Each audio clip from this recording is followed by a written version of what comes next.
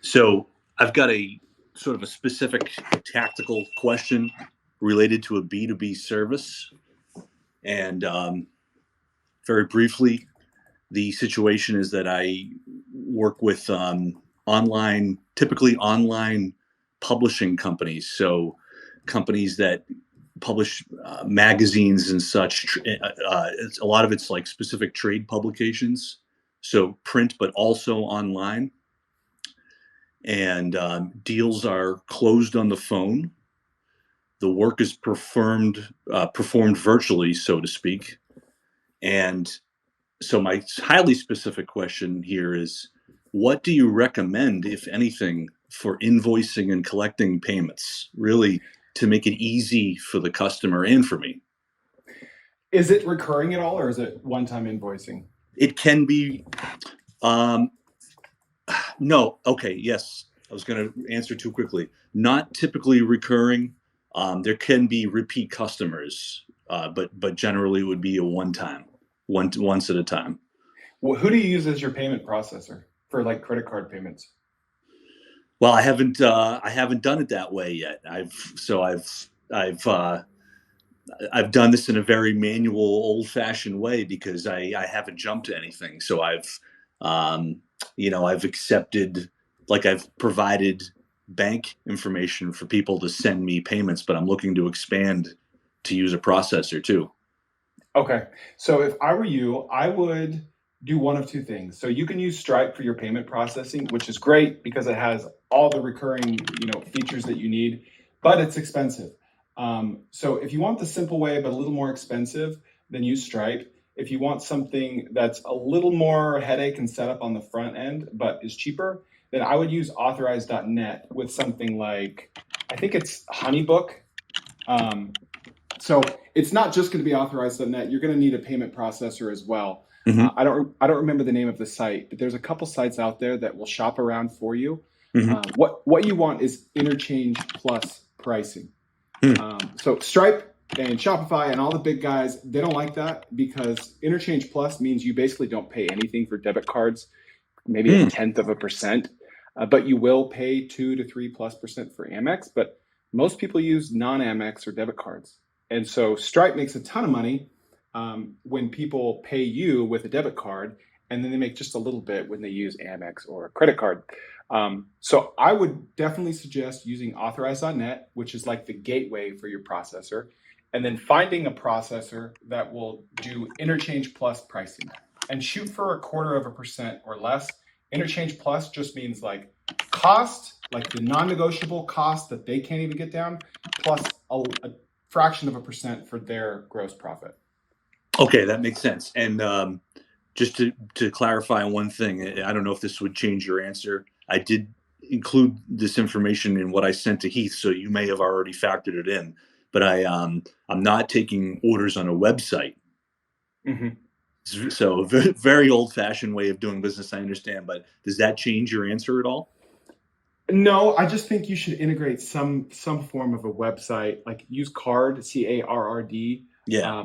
They have like a payment widget, or even PayPal, but PayPal's going to charge their own flat fees, which are comparable to Stripe's. It's not cheap. So honestly, I would go to Upwork and just post a job for exactly what you need.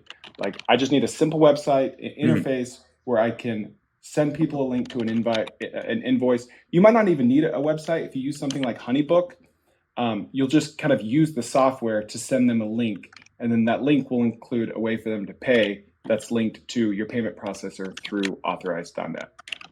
Okay. It's kind of a mouthful, but that's what I would do.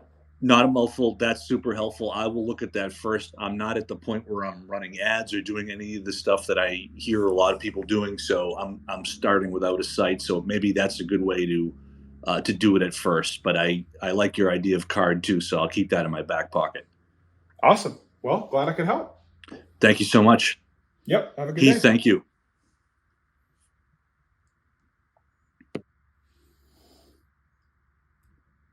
All right. Heath, are you there? Let's see. Looks like he got disconnected.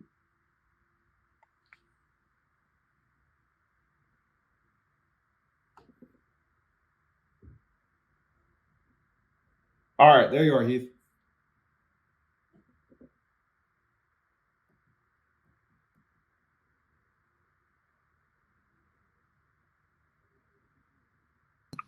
All right. Sorry, kicked me out of the hosting. No Corey, worries. Corey's up next. He was with us last week, but we couldn't get to him. I'm still working on the other folks. So, Corey, you're up. Hey, Heath. Hey, Chris. Can you guys hear me okay? Yeah, it's perfect. Awesome. I just want to say that last week's call was awesome. Even though I didn't get to talk, I got so much out of it. I remember you mentioned something about card last week, and I ended up using that and set up a quick website for my business as well. Awesome. So I already started implementing what you mentioned. Love A it. little bit about me. I am the son of an entrepreneur. My parents are in real estate. I know you guys do mobile home parks. My family has done self-storage and single-family homes. I'm studying finance right now at a university in Michigan, and I'm looking to do something a little bit outside of my family business. About 3 or 4 months ago, and that's what I wanted to get a little bit of advice for right now. So we are running a cold email agency that connects staffing and recruiting companies with businesses that need very specialized talent. We have a pretty good system set up. We started our first campaign last week, and we got 3 booked meetings in the first day, which was amazing. I'm so blessed and so grateful for that. And I think that was a little bit of a fluke. We have not had that much success continued so far. But the reason for my question today was I just wanted to get your input. You might think from something like that. We're targeting staffing and recruiting companies with specialized talent.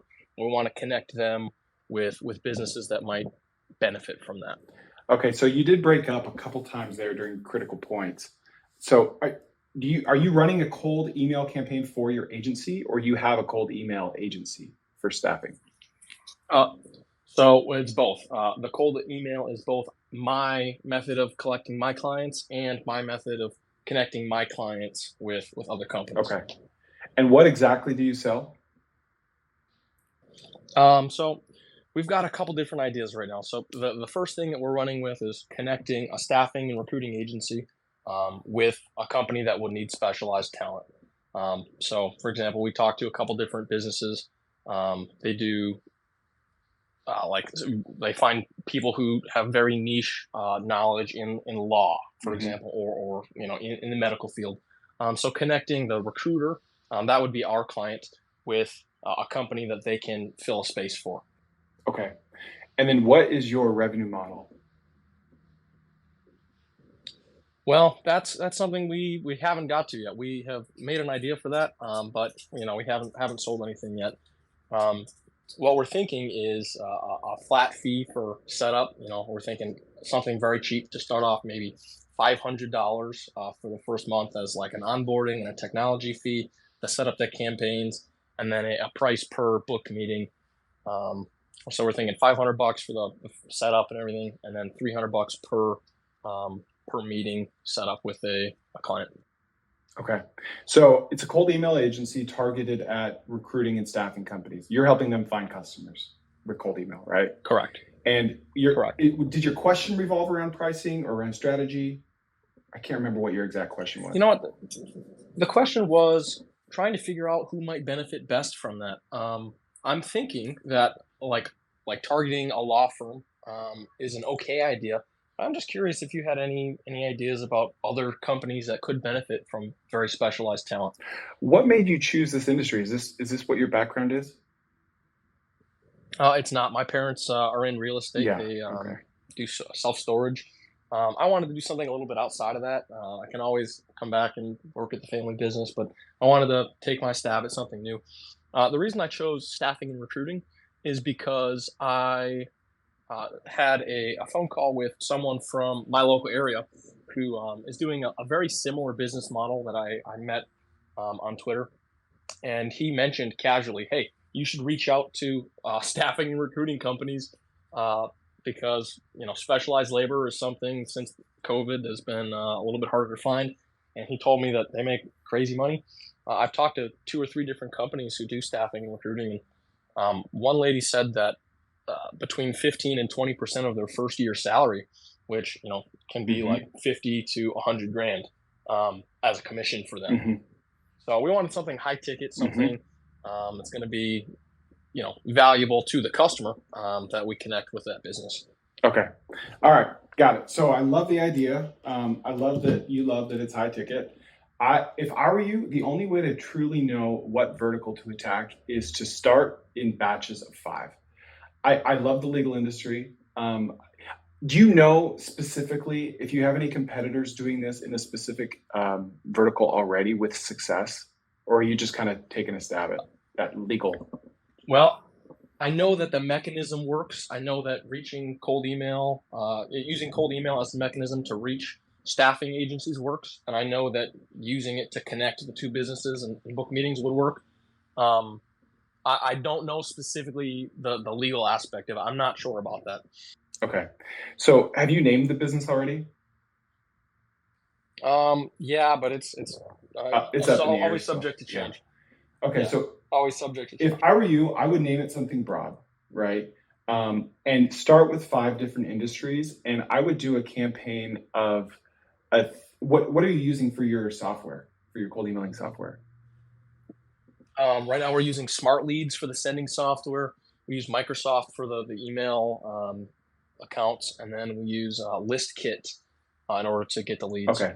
I would start with 5 industries, 200 emails per day. So 1,000 emails per day across all 5 industries. Keep everything the exact same, right? And in each email, you're going to plug in, like, we specialize only in finding talent for the blank industry. Like, the email will be exactly the same, except for the industry that you're naming. Keep the subject lines the same, keep everything the exact same, and run all 5 campaigns concurrently for at least 2 weeks. So if we're looking at, 10 business days across 2 weeks, 1,000 emails per day, you're going to have a really good sample size after 2 weeks. And then just put the numbers side by side. And you've got to be careful, because your open rate, like a higher open rate, does not equal a higher click rate or a higher response rate. And so what we found is a lot of times the lowest open rates correlate directly with a higher response rate, and or a higher response rate will correlate directly with a lower, like, lead rate, or whatever you call it, conversion rate, or appointment rate. It's like, you don't want to be fooled by the metrics and say, wow, this campaign has a 62% open rate, because, like, who is actually getting to a phone call, and how many of those phone calls are actually getting to a sale? And you're not going to know that for at least 2 weeks. So don't be fooled by the vanity metrics like open rate and even response rate, or even like appointment set rate. But how many people after 2 weeks time are willing to actually send you money for your services? And then awesome. It depends on like what your preferences are. If you really want to hone it down, then pick 100 industries and do this for 6 months, right? But if you're happy after 2 weeks with the industry that you found, maybe it's HVAC, maybe it's legal, maybe it's something you haven't even anticipated yet, then just go with that. Rename your website. Like, I would rename your website something specific to the industry, and then change your outreach to say something like, we only find placements for the X industry. Like, that's all that we do. We know you get emailed every day. We're different, and here's why. Like, we know this industry inside and out. We know what your pain points are. We know what your bottlenecks are going to be. But you just won't, like, no one can answer that question better than data. And you've got to figure that out. That's awesome.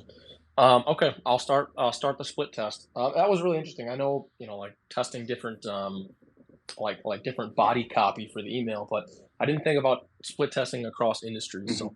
So I'll definitely go and apply that. I really appreciate your time and your insight, Chris. Of course. Thanks so much. Yeah, good luck, man.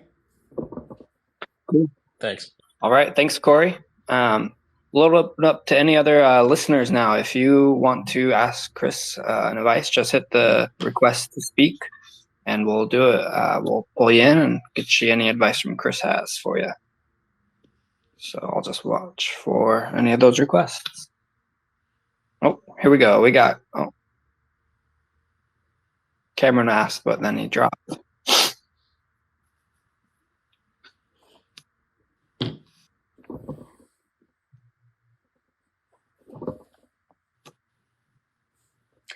How about, Heath, while we wait for people, I've got this one question via email. Sure. I'm going to do it about the Espresso Catering business. So this guy at DFen Canta says, I work for an Espresso Catering business. We travel around to offices and schools that want to do employee appreciation. The owner has run it for 32 years, is looking to retire, and has expressed interest in selling. The quality of service is middle of the road. There are others that do the same with higher quality product and better marketing. I like the honesty there. But he has great word of mouth business and plenty of clients. He has mentioned dozens to multiple dozens, but I have not confirmed this. He charges about $400 to go to a school and serve coffee for 2 hours. I don't have much insight into his expenses and income, but I'm curious how I'd go about evaluating this type of business. If I bought it, one way I would do add value and improve it would be to just raise the quality of product and maybe cut those contracts that don't add much and focus on the ones that bring in the most, 80-20. Should we do one or more, or are these two good enough? So backing up. So let me summarize what he says. He works for an espresso catering business. Schools, companies, people, corporations pay him $400, pay his boss $400 to go there for 2 hours to serve espresso. He has the opportunity to buy this business. He doesn't really know exactly how many clients they have. He's heard from dozens to multiple dozens. So less than 100, we're going to assume. And he says that their quality and customer support is middle of the pack. And his question is, after I buy the business, like what improvements should I make? So first of all, there's a good and a bad here. The good is that you know this business intimately. There's probably not skeletons in the closet because you already work there. So that's great. You've already de-risked, call it 60%. The bad is this business sounds like it's highly reliant on the owner.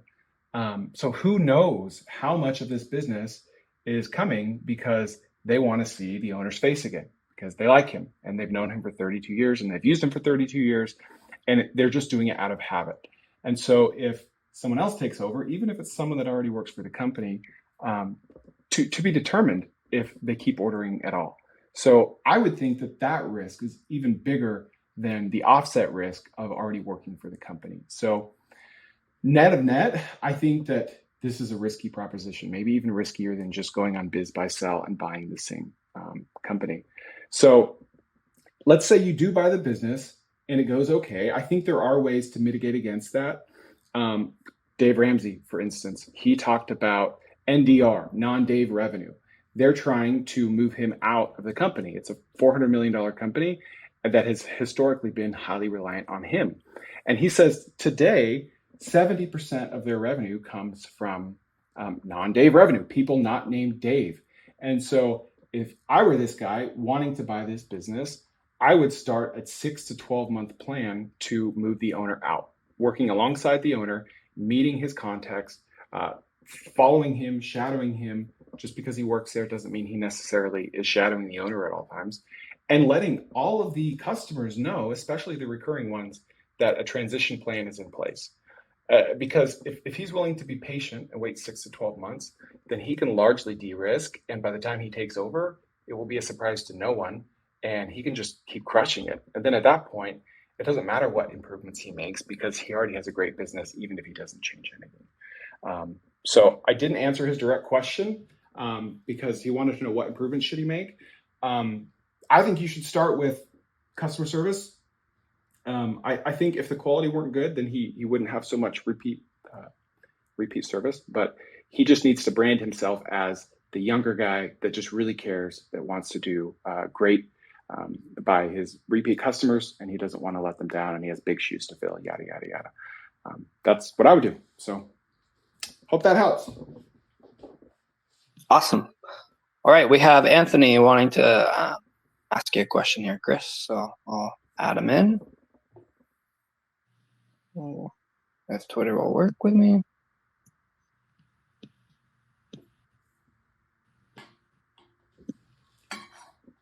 All right. Not letting me do Anthony. Let me do Cameron. Oh, there you are, Anthony. All right, Anthony, come on mute and ask your question. Am I speaking? Hi, everybody. Yep. Chris, thank you for being so generous with your time.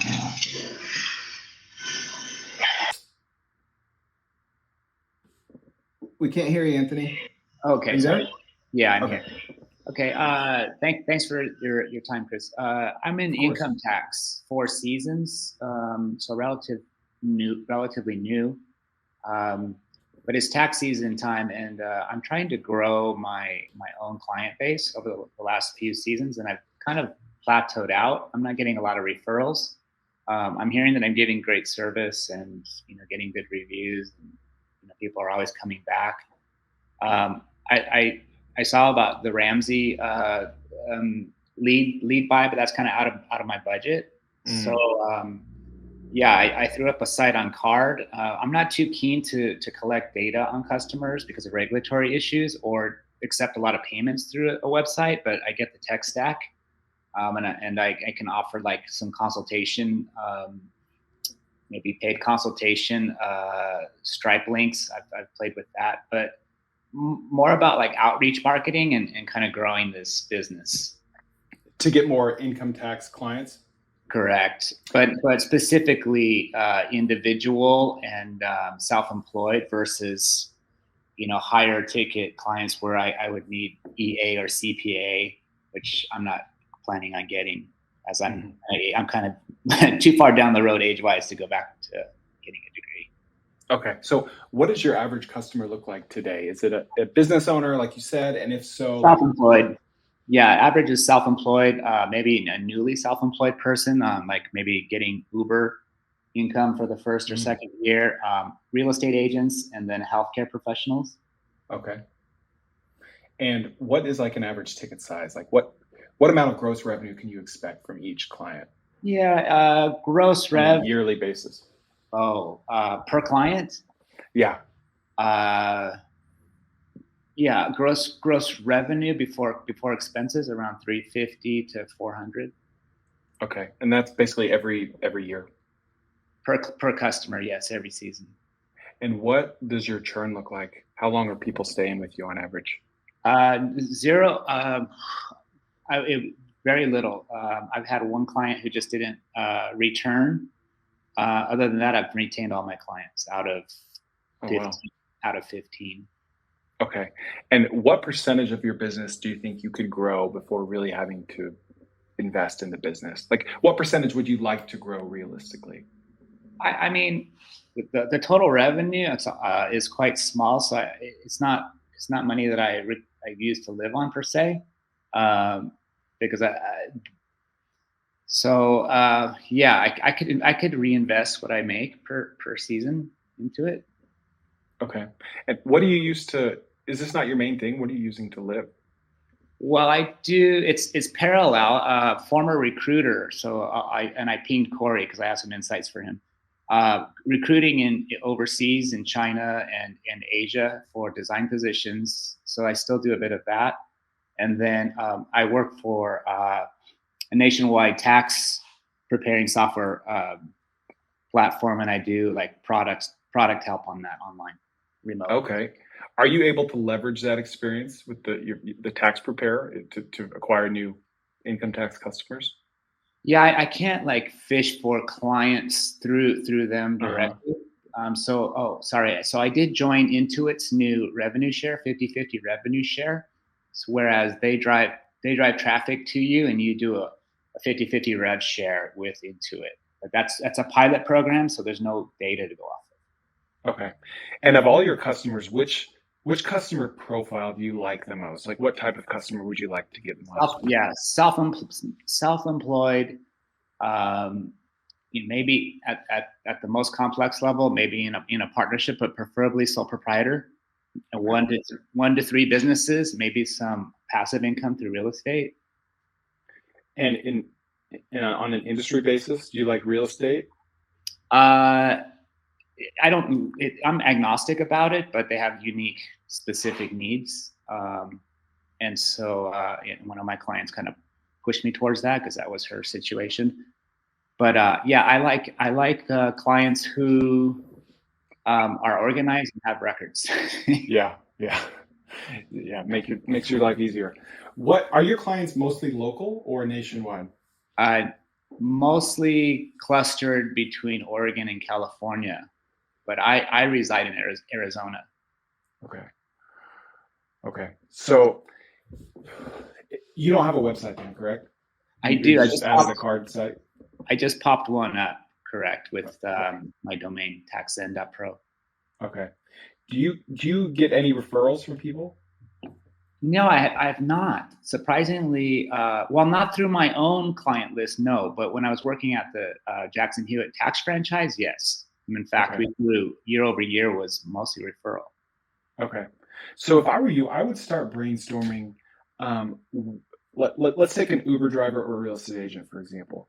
Start brainstorming, where are those people living online when they first become an Uber driver or first become a real estate professional? Because it sounds like that's when you're most likely to acquire them. Is that correct? That or when they get a 1099 in the mail and then they're confused. Okay. Because they're looking for help. Okay. I'm thinking, how do you feel about cold calling? Oh, did tons of it in recruitment. It's all cold calling. Okay. If I were you, I would get a list of brokerages in an area. Pick an area that you have the highest concentration of customers. Let's say it's Salem, Oregon.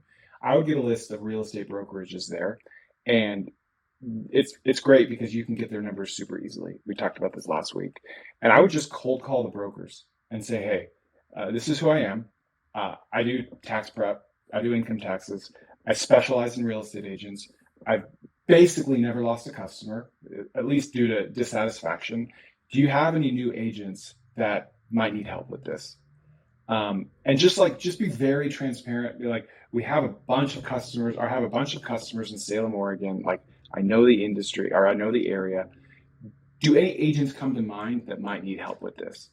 And just see what they say. Like, just talk to 5 brokers, specifically brokers, and see what they say, because it's a lot easier to find a person that can refer you 5 to 50 different customers versus calling agents directly.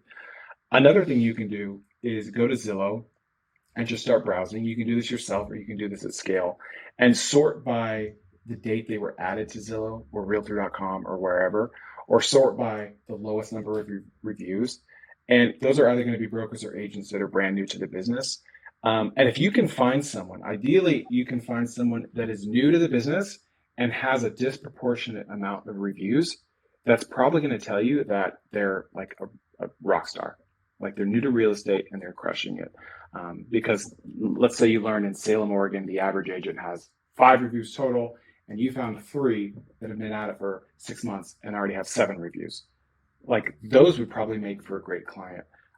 A, because they're more likely to become a client. B, because they're probably going to have a higher income. Therefore, I'm assuming they could be a little more complex. Therefore, you could charge a little more. What do you think about that? Yeah, spot on. I like all those ideas. I also think maybe I could also do that in the healthcare space as well. Mm-hmm.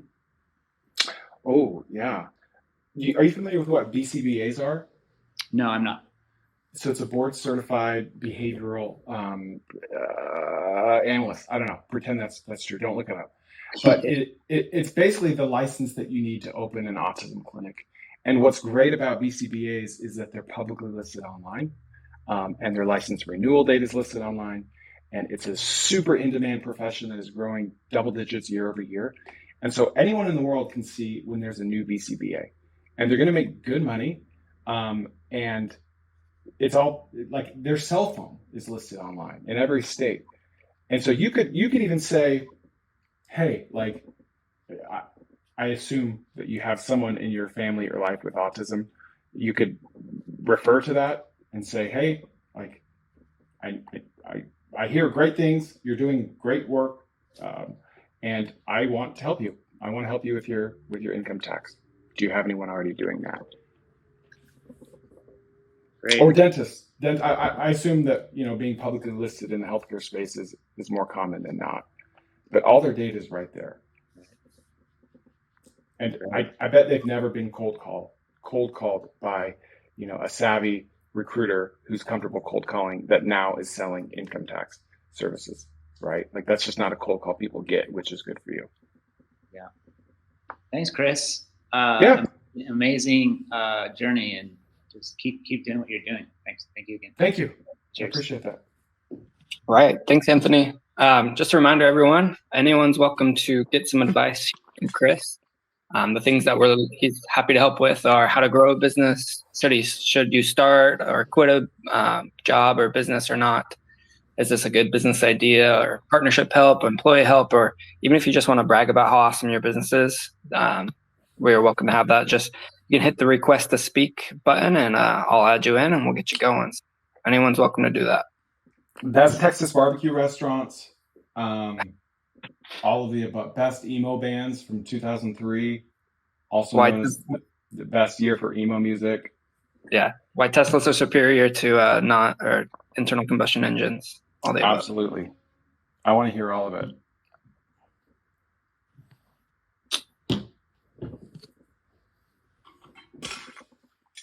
All right, we got Chris. Cool. Chris. See if you can. There you go. Go ahead and unmute yourself and ask away.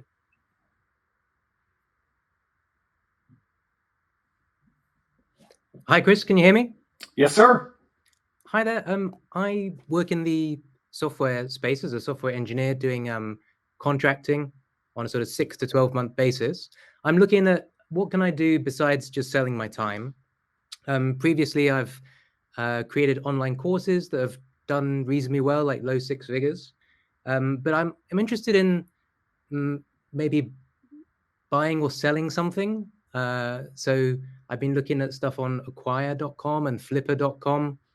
Do you think that's a good way to go? Like I'm talking about sort of low ticket existing websites that are making, I don't know, $500 to $1,000 a month. So they'd have a sale price between say $10,000 and $30,000. And then looking to grow them because they've effectively already got product market fit. Now I know there's probably, and there are a lot of bad deals out there. But do you think it is worth sort of trawling through to find a diamond in the rough, or do you think that's potentially just more trouble than it's worth? Curious about your thoughts on that sort of approach. I absolutely think it's worth doing that, and I think I know exactly what you should do. So, if I wish I had your skills. Okay, so you have an amazing skill set, and I love that you want to put it to work outside of just a 9 to 5. So, if I were you, I would go to Acquire or Flippa, as you've been doing.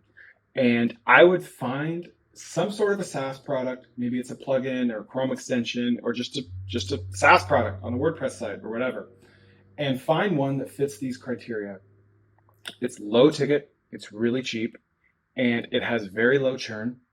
And the owner has not raised the price in a long time, if ever. Now, you also want to make sure that their reviews are good. It could have low churn because it's $3 a month and people just don't think to cancel. But we're assuming that it has low churn because it's just a great product that people rely on that has 10x the value of whatever the owner's charging. And then you're really not going to know until you start due diligence and talk to the owner and maybe even see if you can talk to some of the customers.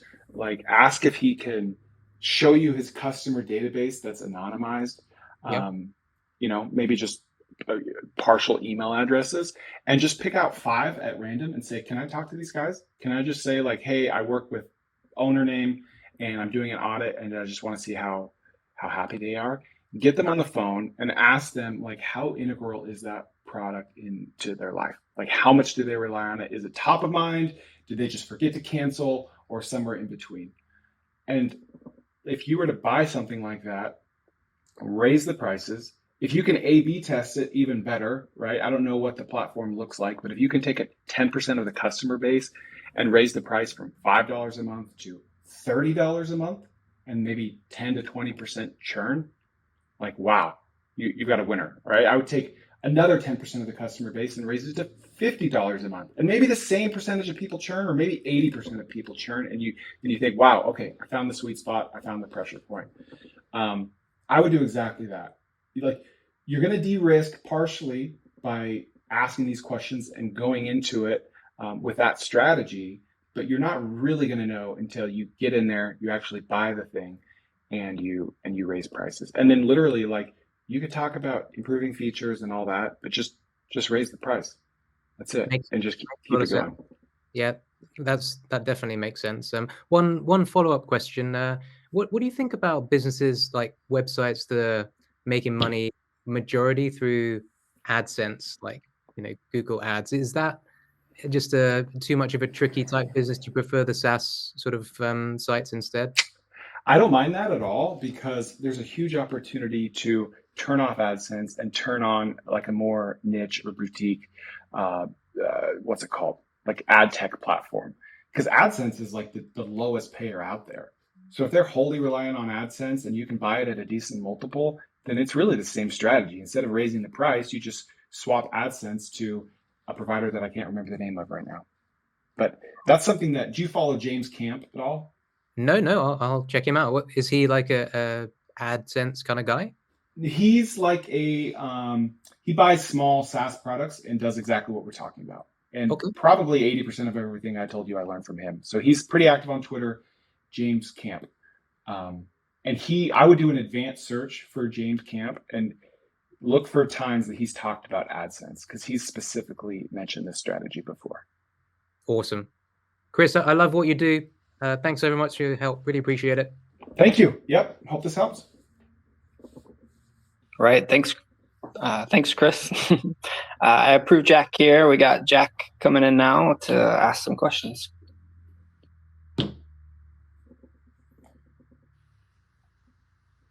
Oh, Jack, just come off mute. There you go. Hey, is that me? Yes, sir. Awesome. Chris, I have a couple of things, man. So I live in Louisiana. I'm from Mississippi. Go Tigers. I work in the oil field, so I'm gone 14 days at a time, back here 14 days at a time. And I've been trying to figure out how to get out of the oil field, getting something a bit more lucrative. I have 4 daughters. The oldest is 15, youngest is 11. Okay, they live with their mom. So first off, I don't have any real estate experience, but I have been following you and a bunch of real estate S&B Twitter. Mm-hmm. If I beat the bricks and I find a mobile home, RV park, and reach out to you, any way you could kind of help me along with that first one, maybe even partner with me? Yeah, I'm happy to. Okay, there's a bunch down there in Mississippi. Yeah, I noticed when you were down here and bought the one, what was it, outside of Baton Rouge? Mm-hmm. Yep. Yeah. Okay, awesome. Well, I'll start looking for those. Now, your tweet, and I went back and referenced it about a month ago, about starting the tree company. You laid out what you would do with links and so forth. So I kind of tried looking around. I've been trying to figure out a crew, a sub, basically, because I don't care what field it's in. Well, at work, a guy, I was talking to him about a month ago at work. His stepfather passed away about a year and a half ago, but he had a little roofing company. And he was telling me about this crew. All they do is repairs. They don't do any new construction. Anyway, I went ahead and got on Namecheap, got the domain. I've talked to this roofing contractor, and I think I'm about to go live with a website and start a roofing company. What do you think? Good for you. I think I freaking love it. You're starting with a great crew. Am I hearing that right? That specializes in repairs? Yeah. And I'm going to go 50-50 with this guy from work. Okay. I'm going to go 50-50 with him. It's his crew. Now, this crew works for several contractors. Mm-hmm. I put in for a home improvement license, got the domain, registered the LLC. I've even priced the insurance here in Louisiana. Now, being in Louisiana but from Mississippi, he lives in Mississippi, but he's from Louisiana. I plan to go both states and just start with the website with some SEO beat the bricks, get a couple of jobs built, get some Google reviews, and I'm hoping the internet and word of mouth does most of the work for me. So let's back up a little bit. You're partnering with the guy that already owns a roofing business that already has this crew. Yeah, so he has the crew. He doesn't necessarily have a business. His stepfather that was working this crew never had a license or anything like that. Well, Okay. when I went, he would do cost plus, right? So the guy that has the roofing crew, Mario, he charges say $75 a square.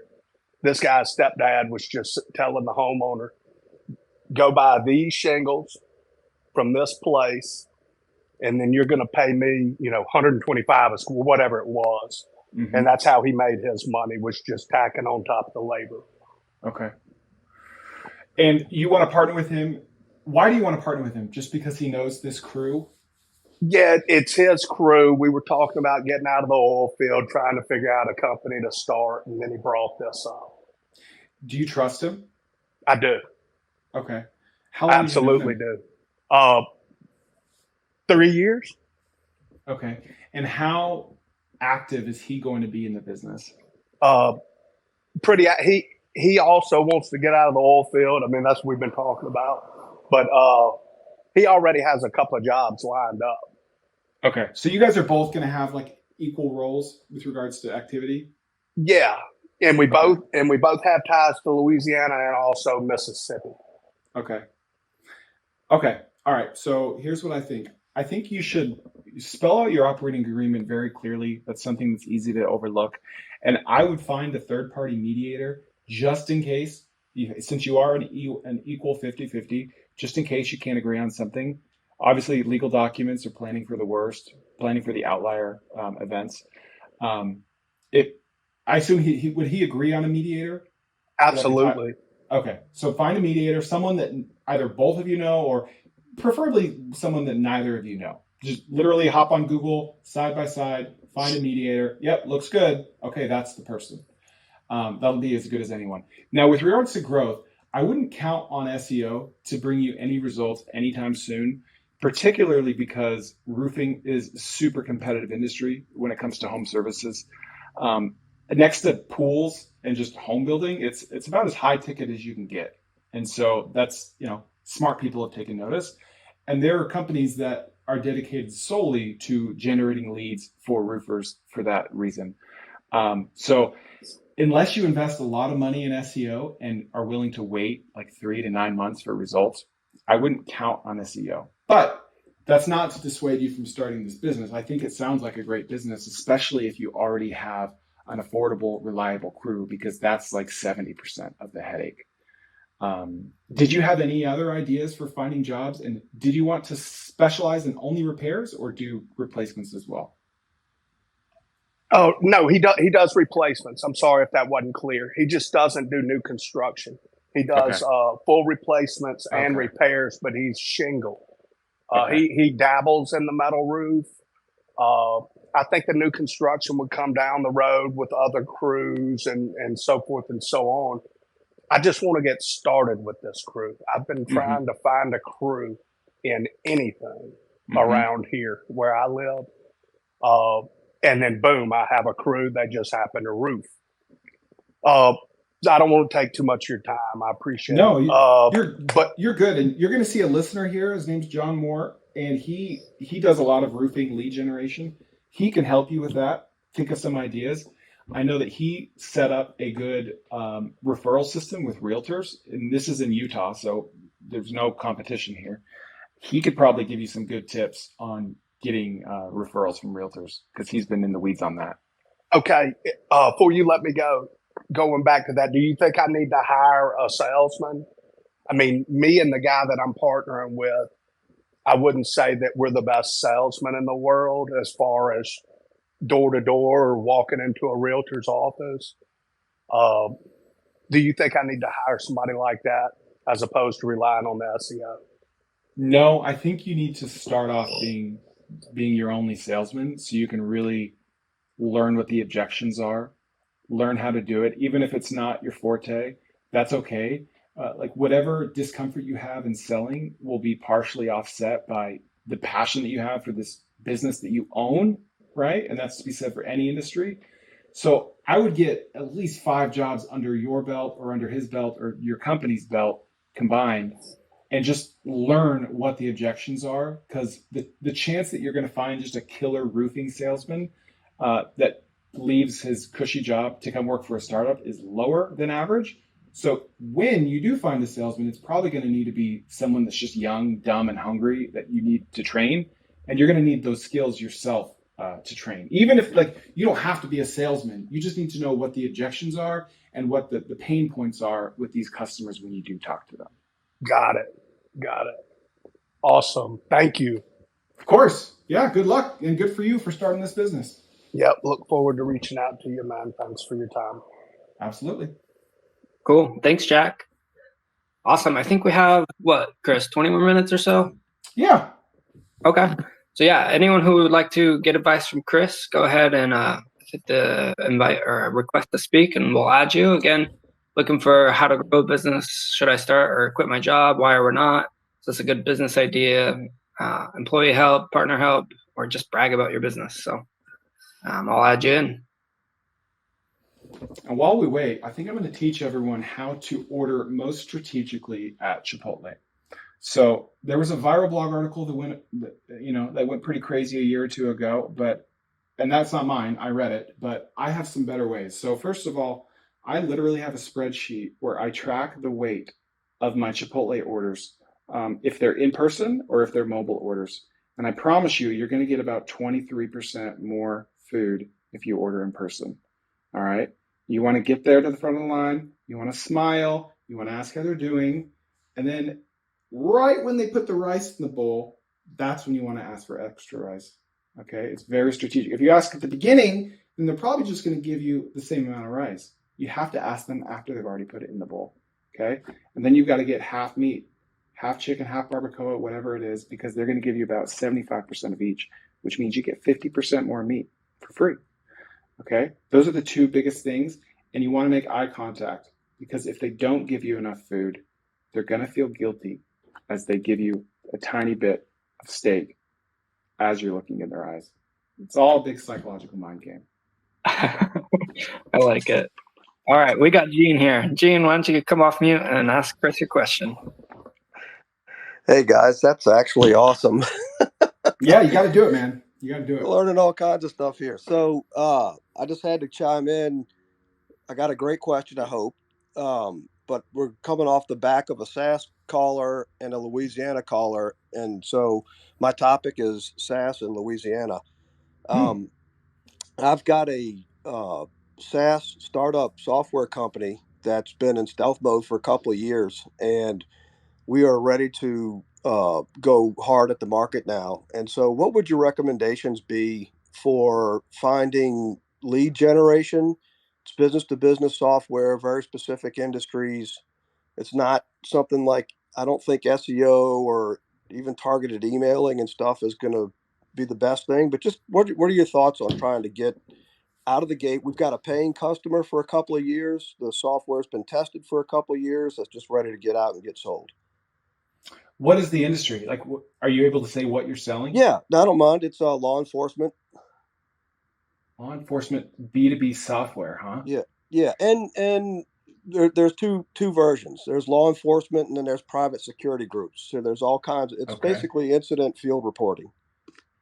Incident field reporting. And are you already selling this, or is this brand new? We've got a couple of customers. We've been in stealth mode for a couple of years. We've got 2 paying customers for 4 years, and bootstrapped, and just now starting to basically the sales is me making calls, visiting people, picking up the phone, cold calling, but I need to scale that. Okay. So how much is a customer worth to you? We target small and medium businesses, so $500 to $1,000 a month is probably a typical really good sale for us. And they don't typically churn? You're not losing customers? I haven't lost one yet. No. Again, I've only got a couple. And sure. And how long is the sales cycle and or like the integration phase of this software? Sales cycles probably a good one would be 0 to yes, we'll buy you, 30 days. Okay. More typical 60 days probably on average. If we get an in-person demo and meeting, Mhm. it's pretty much over at that point. And then implementation another 30 days. Okay. And is it pretty closely tied into their daily workflow? Is that why your churn's low? Yes, that's all their daily workflow. And generally once we get a customer, they're going to be a customer really long term. Okay. And then of your 2 customers or 3, which industries are they in? Are they police agencies or private investigators? I got one in each side. Actually, I've got a casino security group and a police department. Okay, and which one would you prefer? Like if you could wave a magic wand and get 10 more, one of the 2 industries.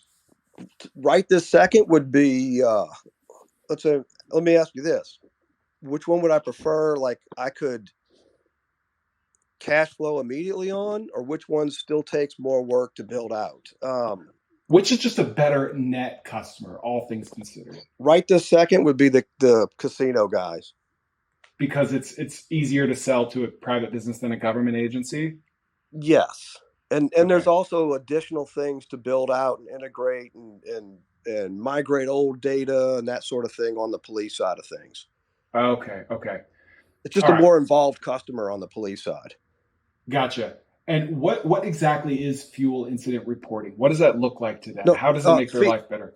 Field incident reporting, not fuel. Okay. I'm sorry. Okay. Okay. I've got a little bit of a cold, so if I'm No, you're sounding good. funny, it's So tell me how a casino would use it on a regular basis exactly. they are tracking incidents, slips and falls, counterfeit money incidents, lost and found stuff. Basically anything that they feel like they may get sued on, they're gonna create an incident report and they're gonna document it. And how much work does it take you to maintain these customers? Like what is your cost on that $500 to $1,000 a month? Very little. It's support requests are maybe a few a year, and the actual cost of goods, so to speak, in terms of what it takes to provide. It's a cloud oriented thing is probably I'm looking at about 70% margins. Okay. How did you acquire this casino customer? They were a part of a company that I worked with many years ago, and I called them and said, "Hey, would y'all want to beta test some new software we're developing?" That was several years ago, and so it was a little bit of a previous relationship. I wasn't an unknown entity at that point, but. And what are these companies doing today for field incident reporting? Some of them are doing things by pen and paper still. A lot of them are doing things in just Microsoft Word. Nothing, especially on the police department side. They might be using systems that are older. Ours is very, very mobile. It's all real-time interactive. It's got a ton of cool stuff. What they've been using for the last, that they put in 10, 15 years ago is just outdated. It's web-based. The support costs are high.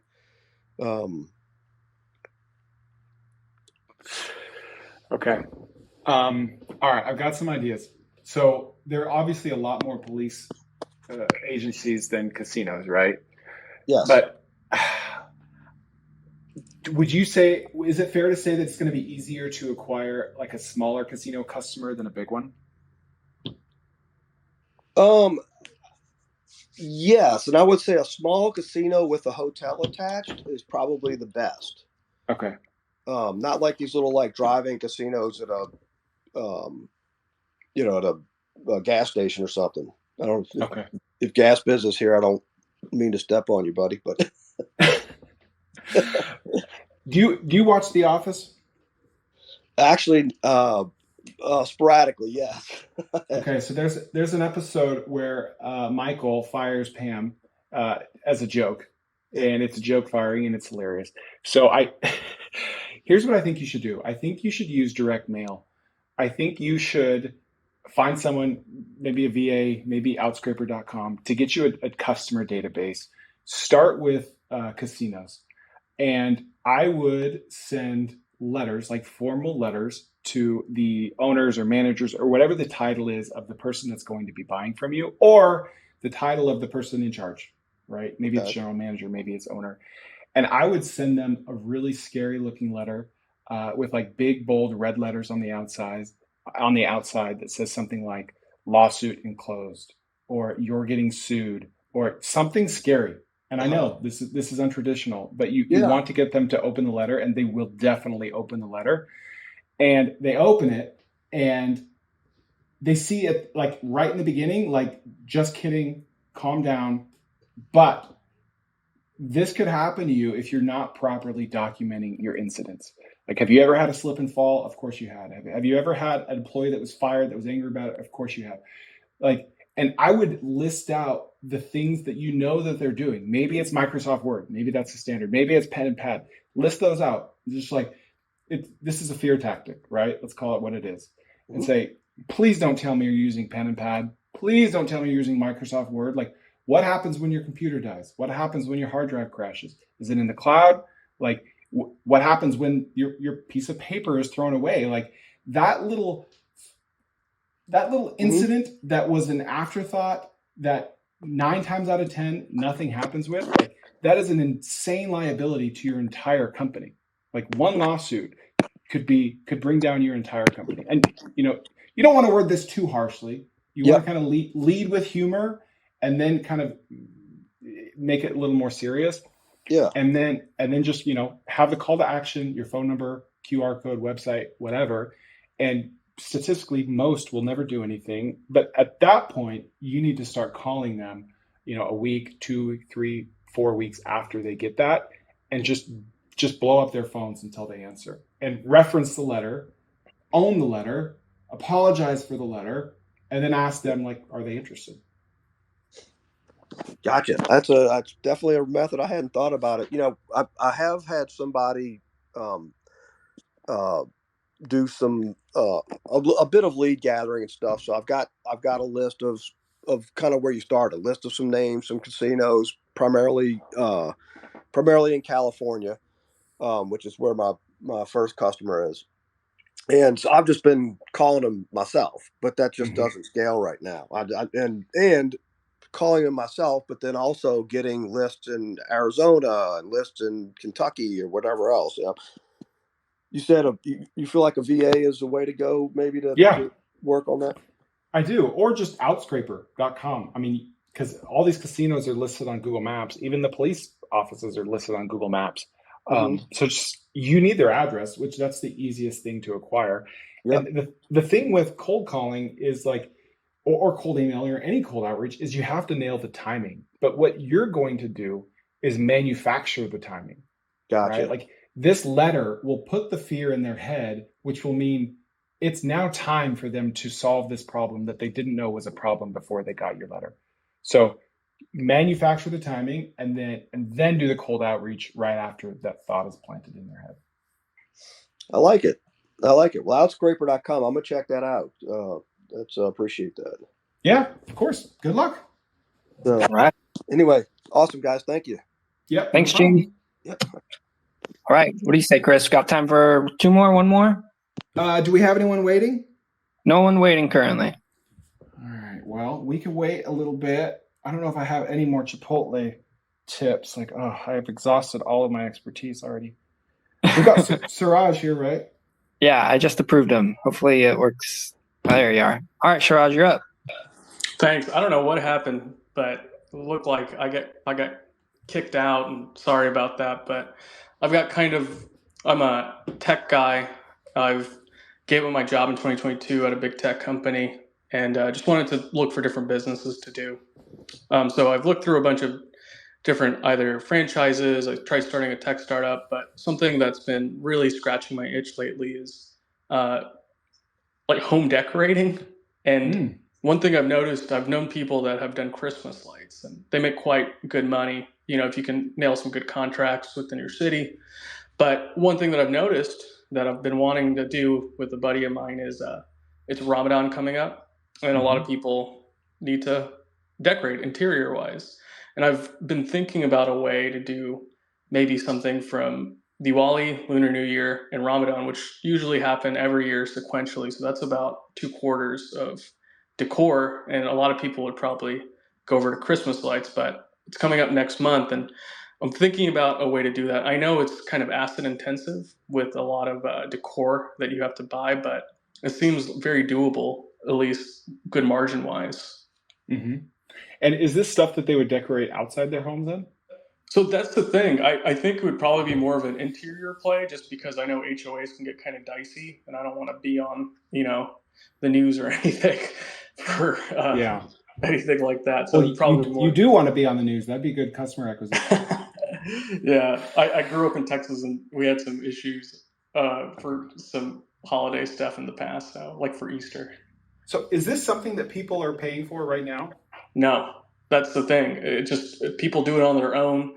But if you look at kind of how the market's turning, Asian Americans, 5% growing population, average income about 100,000. DFW, I think where you live, if you go out to Irving, you can go to every other house and probably find a customer. And most of the time, people are just buying stuff for themselves. But as the generations get younger, I think you'll see a lot more people wanting to do interior decorating, and you'll probably see a lot more of stuff at Target, which has already been showing up, a lot of decorations. So there's a lot of ways to do it between drop shipping and things like that, but I feel like it's a pretty solid business just to do for at least 2 quarters. So, all right. So I have one fundamental problem with this idea, and that's the fact that you're kind of inventing it, right? But I think there's a way for you to prove me wrong. So in my opinion, I only want to invent an idea when I'm going big, right? Like Uber, right? Raise money. This is brand new. We're boom or bust. We're shooting for the moon or nothing. I think this is that same type of idea, but without as much upside, because people aren't paying for this, at least that you don't know of. And that makes me fundamentally nervous to charge for something that people aren't currently paying for. It could mean that you have a monopoly and you're crushing it, and you keep the secret to yourself and you silently print money. But 90% of the time, it means that they're not paying for it because there's not demand for it to be paid for, right? Even if they're decorating, there's a difference between something that people do and something that people are willing to pay for. But the good news is I think you could prove me wrong or right by just asking people. Yeah, absolutely. Yeah. I mean, like, would you pay for this and how much would you pay for it? And then there's a third question that you can't skip. Will you pay me for it? Because especially if you're talking to friends and family, like, oh yeah, that's a great idea. Oh, I would pay for it. Okay, it's going to be $400. I'll be there on Thursday.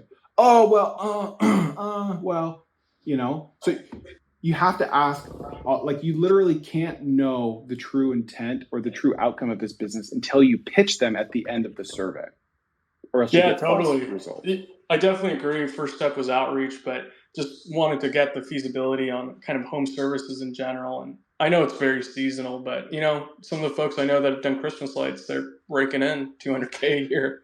Yeah, I know a guy that does that as well. The reason I don't like Christmas lights specifically is because if you do want to make good money, then you do need like a municipal contract. And the amount of work it takes to get a municipal contract for Christmas lights for something that's not seasonal is the same, right? So if you're gonna spend all this time, money, and effort and headache into getting a contract with the city, then do it for something that's recurring or year round, right? Right. It's unless there's for some reason there's no one pitching them Christmas lights and you own the market, like you're in a specific market with low supply. All else equal, I would rather pitch something this year round. Yeah, absolutely. Okay, I appreciate that. My biggest fallacy is always coming up with things that don't exist yet, but that's kind of why I like doing it. Yeah, no, I gotcha. It's definitely exciting. Awesome. Thanks, Chris. Yep, no problem. All right, thanks, Raj. Chris, we have one more request. Do we have time for one more? Let's do it. All right. I'll approve you now, Rick, and then you can get going when you drop in. There you are, Vic. Go ahead. Hey, Chris, thanks for doing this, man. I'm a big fan. Of course. Hey, I DM'd you about this a few weeks ago. I'm sure you get a million of them, so no worries. I'll just rehash real quick. But wheel repair, mobile wheel repair. People are keeping their cars 12, 13, 15 years. Interest rates are liable to stay higher for longer. New vehicle purchases are getting prohibitively expensive. People are going to try and hold on to their car longer, keep it looking nicer longer. There's a guy, I'm involved in the Tesla community as an owner of 2 Teslas here in the Midwest, and there's a guy who does everybody's rims for Teslas in the St. Louis metropolitan area. Same guy, and I've had him out to my house twice. He does it in my driveway. They look like brand new when he's done. I'm like, bro, like, why aren't we like, let's roll this out. Let's find some help. Like, I'll fund you. Let's go. Like, you can go all over the area. You can repair somebody's car, make it look like new, sitting in their parking spot at work or in their driveway at home. The work's done in an hour, 2 tops. What do you think? Is it scalable? How busy is that guy? Is it He's nonstop. This is all he does. And then if he ever has slow time through just business he gets organically through, the St. Louis Tesla fan page on Owners Club on Facebook, which is where most of his business comes from. He just he has relationships with dealers. So if they take in a used vehicle that they want to put a couple $100 into a used vehicle and make it look like new and fix curb rash on a rim or two, he does that when he's slow just to keep him busy, does the dealer work. But the private, just private individuals who find him organically he's busy 24/7. He's like, no, I can't find help. I've tried. You can't keep anybody. You train somebody, then you can't keep them. Then they don't show up for work. And he's like, it's just not worth it. So he's just like resigned himself to just doing it himself. Yeah. Are you still there? Are you there? Yeah, Rick? I'm here. Okay, sorry. You broke up for a minute. All right, so a couple other questions. What is his average ticket size, and is he only doing Teslas? Oh no, he does anything. It's just honestly, I think just the Tesla group keeps him super busy here in the St. Louis area. But no, he'll do anything. Average ticket, I think, is probably about $300 for about an hour and a half worth of work. Okay.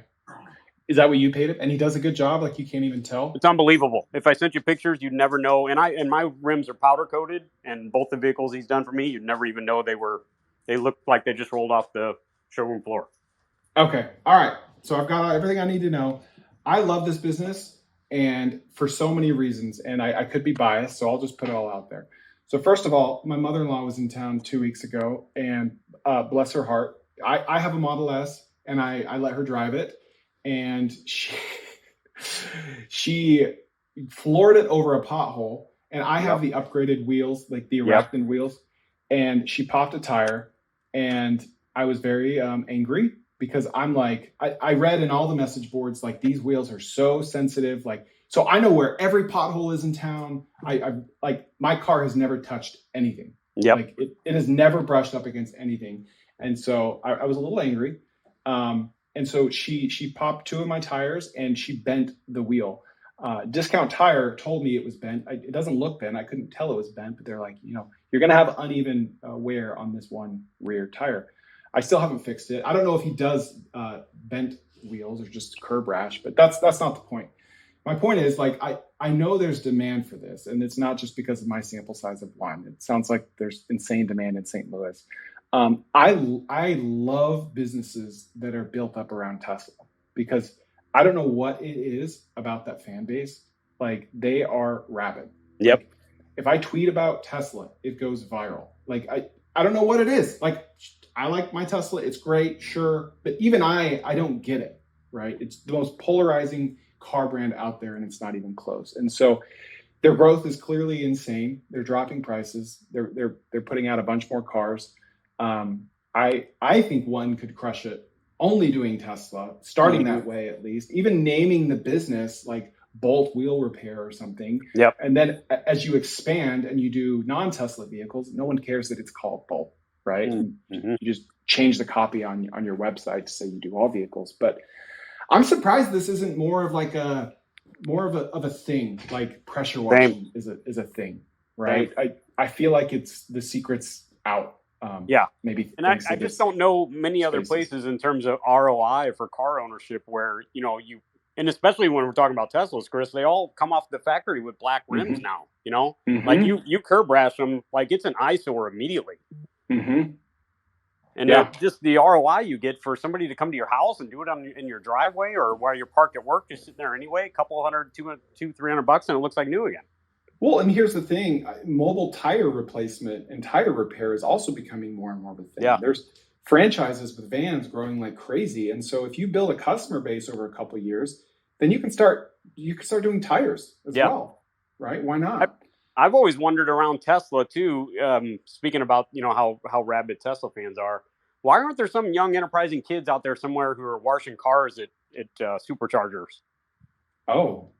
Like if I'm sitting there for 35 minutes, why don't I have 2 buckets and a truck with a water tank in the back? And hey, how long you charging? Oh, I'll be here another half an hour. Yeah, I'll wash your car for $25.